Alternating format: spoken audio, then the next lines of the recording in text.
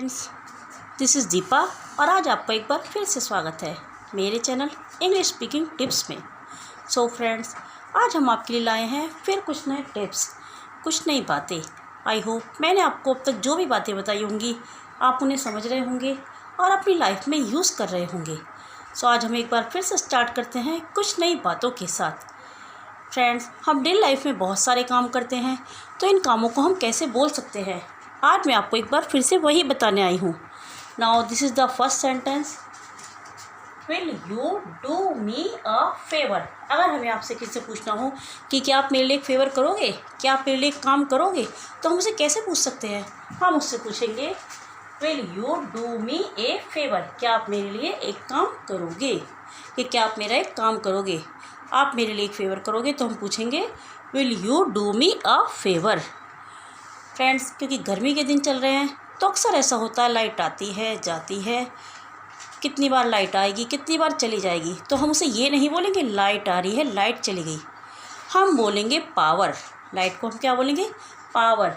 अगर लाइट चली गई तो हम बोलेंगे power has gone of, light चली गई है मतलब पावर हैज़ गॉन ऑफ। और अगर लाइट आ गई है तो हम बोलेंगे पावर हैज़ कम, लाइट आ गई है। अगर हमें बोलना है बच्चे को खाना खिला दो, तो छोटे बच्चों को खाना खिलाने के लिए हम बोलते हैं फीड द बेबी, बेबी को खाना खिला दो, तब हम बोलेंगे फीड द बेबी, छोटे बच्चों को खाना खिला दो। मोस्टली ऐसा होता है कि हम दो जने मिलकर कोई काम करते हैं, पर हमारा कुछ काम गड़बड़ हो जाए तो हम किसी दूसरे के ऊपर ही ब्लेम करने लगते हैं, या दूसरा फ्रेंड हमारे ऊपर ब्लेम करने लगता है। तो हम ऐसे मुँह से कहेंगे नहीं नहीं, ये काम गड़बड़ हुआ तो इसमें खाली मेरा ही दोष नहीं है, हम दोनों का दोष है, तो इसके लिए आप मुझे अकेले को दोष मत दो। तब हम इंग्लिश में कैसे बोलेंगे? Don't blame me. Don't blame me मतलब मुझे दोष मत दो, ये खाली मेरा ही दोष नहीं है, या it's not my fault. Fault होता है गलती, कि यह मेरी गलती नहीं है, it's not my fault, so don't blame me, मुझे दोष मत दो। अब हम अगर बताना चाहें कि मौसम कैसा है, इन दिनों बहुत ज़्यादा गर्मी है, सर्दी आती है तो बहुत ज़्यादा सर्दी होती है, तो हम कैसे बताएंगे? आप बहुत ज़्यादा सर्दी है, इट्स फ्रीजिंग, बहुत ज़्यादा सर्दी है। अगर बहुत ज़्यादा सर्दी तो बोलेंगे हम इट्स फ्रीजिंग, बहुत ज़्यादा सर्दी है। या उसकी जगह हम बोल सकते हैं इट्स एक्सट्रीमली कोल्ड, सर्दी बहुत अधिक है। फ्रीजिंग और एक्सट्रीमली कोल्ड, इन दोनों में से हम कोई भी सेंटेंस यूज़ कर सकते हैं। इट्स फ्रीजिंग, बहुत ज़्यादा सर्दी है, एक्सट्रीमली कोल्ड तो भी बहुत ज़्यादा सर्दी है, तो हम फ्रीजिंग और एक्सट्रीमली कोल्ड इन दोनों बातों में से किसी का भी यूज़ कर सकते हैं। अगर बहुत ज़्यादा गर्मी है तब हम बोलेंगे इट्स बॉइलिंग, आज बहुत ज़्यादा गर्मी है, तो गर्मी के लिए हम बोलेंगे इट्स बॉइलिंग टुडे, आज बहुत ज़्यादा गर्मी है। या फिर इट्स एक्सट्रीमली हॉट टुडे, आज बहुत ज़्यादा गर्मी है, सो इट्स बॉइलिंग और इट्स एक्सट्रीमली हॉट, इन दोनों में से हम किसी भी चीज़ का यूज़ कर सकते हैं। कभी कभी हमें कोई अच्छी बात कहता है, कोई हमारी तारीफ़ करता है, तो हमें सुन के अच्छा लगता है, तो हम उसे थैंक यू बोलेंगे और हम क्या कहेंगे? इट साउंड्स गुड, मुझे ये सुनकर अच्छा लगा। हमारी कोई तारीफ़ करेगा तो हम बोलेंगे इट साउंड्स गुड, मुझे ये सुनकर अच्छा लगा। या इट साउंड्स ग्रेट, मुझे ये सुनकर अच्छा लगा। हम गुड और ग्रेट इन दोनों में से किसी भी एक वर्ड का यूज़ कर सकते हैं यहाँ पर। इट साउंड्स गुड, मुझे ये सुनकर अच्छा लगा, और इट साउंड्स ग्रेट, मुझे ये सुनकर खुशी हुई या अच्छा लगा। दोनों ही वर्ड्स का मीन सेम है। कितनी बार ऐसा होता है कि बच्चे हमसे बहुत सारी डेली लाइफ में गलती करते हैं, फिर वो हमसे माफ़ी मांगते हैं, तो हम उन्हें कह देंगे चलो मैंने तुम्हें माफ़ कर दिया, तो हम कैसे बोलेंगे? आई फॉरगिव यू, मैंने तुम्हें माफ़ किया। अगर हम कहना चाहें कि चलो मैंने तुम्हें माफ़ कर दिया, तो हम बोलेंगे आई फॉरगिव यू, मैंने तुम्हें माफ़ कर दिया।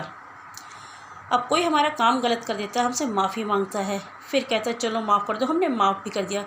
फिर हमसे कोई पूछता है कि अरे तुम्हारे मन में कुछ वो तो नहीं रह गई, कुछ मेरे प्रति शंका तो नहीं, तो हम उससे कहेंगे इट डजंट मैटर, ऐसा कुछ नहीं है, मुझे इससे कोई फ़र्क नहीं पड़ता, तुम्हारी गलती मैंने माफ़ कर दी तो मैं ठीक हो चुका हूँ, तो हम उसे बोलेंगे इट डजंट मैटर।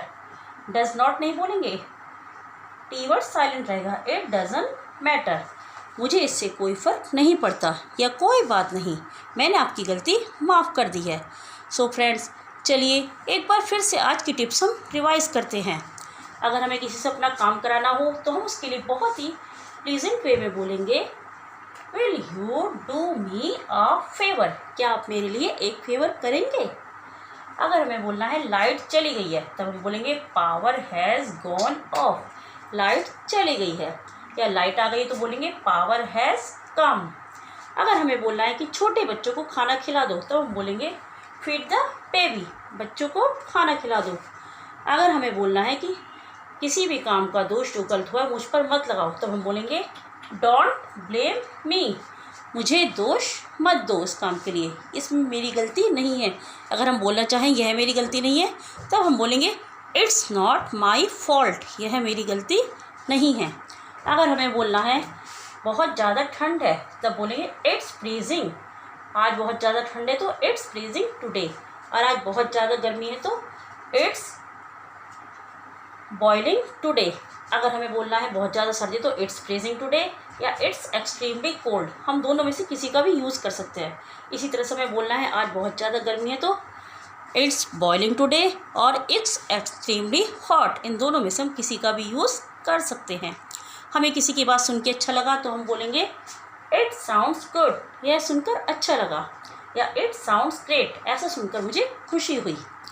अगर हम किसी को माफ़ करना चाहें, कोई हमसे माफ़ी मांग रहा है तो हम बोलेंगे आई फॉरगिव यू, मैंने आपको माफ़ कर दिया। अगर हमें बोलना है कि आपकी गलती से मुझे कोई फ़र्क नहीं पड़ता, मेरा कोई नुकसान नहीं हुआ, तब हम बोलेंगे इट डजंट मैटर, मुझे इससे कोई फ़र्क नहीं पड़ता या मुझे इससे कोई भी फ़र्क नहीं पड़ा, तब हमें बोलना है it doesn't matter. So friends, ये आज के कुछ टिप्स थे। आई होप आप इन्हें याद करेंगे और अपनी लाइफ में अप्लाई करना शुरू करेंगे। फ्रेंड्स, जितने आप इन्हें बोलने की प्रैक्टिस करेंगे तभी आपको ये कंटिन्यू लाइफ में याद भी रहेंगे और आप इन्हें अच्छे से इस्तेमाल भी कर पाएंगे, तभी आप एक परफेक्ट स्पीकर हो जाएंगे। अगर मैं आपको यहाँ पे बोलूँ और 2 मिनट आपने सुना और उस बात को वहीं ख़त्म कर दिया तो इससे कोई भी फ़ायदा नहीं होगा। प्लीज़ आपका मेरा आपसे यही कहना है कि आप इन्हें डेली लाइफ में अपने इस्तेमाल करें, बार बार बोलें, तभी आपको उनके बोलने की प्रैक्टिस होगी, आपको आदत होगी और आप एक अच्छे स्पीकर बन पाएंगे। सो आई होप आज आपको मेरी वीडियो अच्छी लगी होगी। अगर आपको मेरी टिप्स पसंद आए तो प्लीज़ मेरे चैनल को सब्सक्राइब करिए, मेरी वीडियो को लाइक करिए और एन्जॉय करिए, डू प्रैक्टिस। फिर हम मिलते हैं एक नई क्लास में कुछ नई बातों के साथ, एक नए टिप्स के साथ। Till then, good bye.